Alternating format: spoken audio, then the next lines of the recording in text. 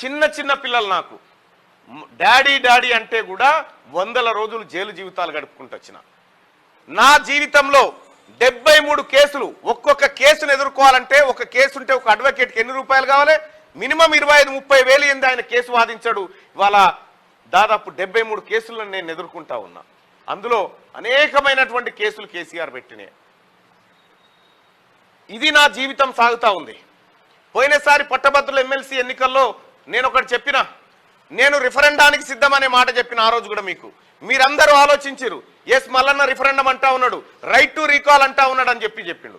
ఏం చెప్పినా right to recall ద్వారా నన్ను గెలిపించిన తర్వాత, నన్ను గెలిపించి పంపించిన తర్వాత నేను మీరు అనుకున్న విధంగా పని చేయకపోతే మీ ఓటు మీరు వాపస్ తీసుకునే హక్కు మీకు ఇస్తున్నా అని చెప్పిన.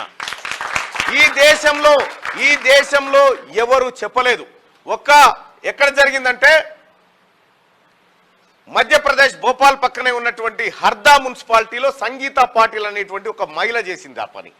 అక్కడ హర్దా మున్సిపాలిటీకి పోయి వాళ్ళని కలిసి ఎట్లా ఇంప్లిమెంట్ చేసిరో తెలుసుకొని నేనుగా నా పైన రిఫరెండం విధించుకోవడానికి సిద్ధమైన అని చెప్పిన.